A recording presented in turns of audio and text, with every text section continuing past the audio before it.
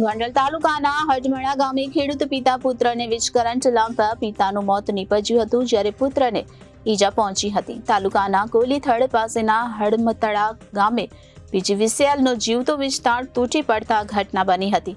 આ ઘટનાને પગલે ગોંડલ તાલુકા પોલીસ અને પીજીવીસીએલને જાણ કરવામાં આવતા ગોંડલ તાલુકા પોલીસ અને પીજીવીસીએલના કર્મચારીઓ ઘટના સ્થળ પર પહોંચી ગયા હતા. ત્યારે ખેતરમાંથી પસાર થતો 11 કેવીનો ચાલુ વીજ પ્રવાહ સાથેનો તાર તૂટીને ખેતરની ફેન્સિંગ પર પડ્યો હતો. ખેતરે દરવાજો ખોલવા જતા ઇલિયાસભાઈ ઓસમાણભાઈ પતાણી નામના ખેડૂતનું ઘટના સ્થળ પર જ મોત નીપજ્યું હતું. આ ઘટનામાં પિતાને બચાવવા જતા અનીસભાઈ પતાણી નામના પુત્રને ગંભીર ઈજા પહોંચી હતી. ઈજાગ્રસ્ત અને મૃતકના મૃતદેહને ગોંડલ સરકારી હોસ્પિટલમાં પીએમ અર્થે ખસેડવામાં આવ્યા છે. આ ઘટનાને પગલે ગોંડલ તાલુકા પોલીસ અને પીજીવીસીએલના કર્મચારીઓ પણ ઘટના સ્થળ પર પહોંચીને આગળની વધુ કાર્યવાહી હાથ ધરી છે.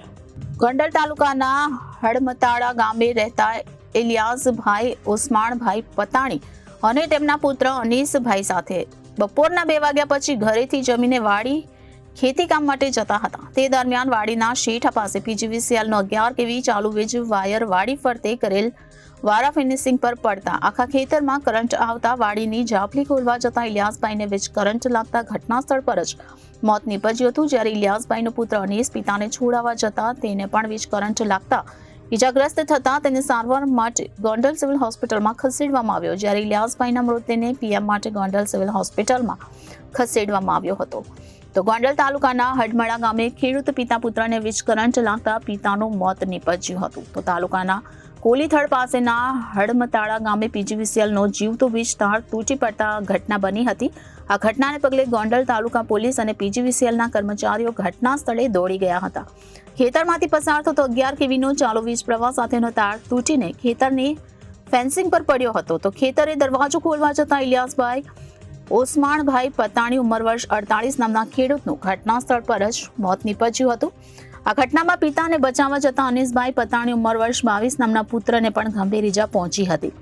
ઈજાગ્રસ્ત પુત્ર અને મૃતકના મૃતદેહને ગોંડલ સરકારી હોસ્પિટલમાં પીએમ અર્થે ખસેડવામાં આવ્યા હતા. આ ઘટનાને પગલે ગોંડલ તાલુકા પોલીસ અને પીજીવીસીએલના કર્મચારીઓ ઘટના સ્થળ પર દોડી ગયા હતા અને આગળની વધુ તપાસ હાથ ધરી છે.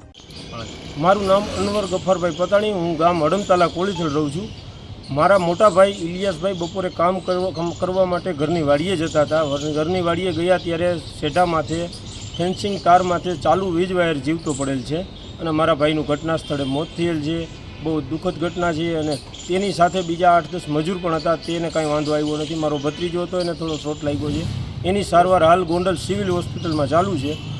અને આ જીબીની બહુ મોટી બેદરકારી કહેવાય. આની પહેલાં અમે 2-4 ફરિયાદ પણ કરેલી છે કે ભાઈ તમે કમ્પ્લેન કરીને અને આ રિપેર કરી જાઓ, તો કોઈ બહુ ધ્યાન આપતા નથી અને ધ્યાન આપી નહીં. એના કારણોસર અમે આજ દુઃખદ ઘટના બની છે.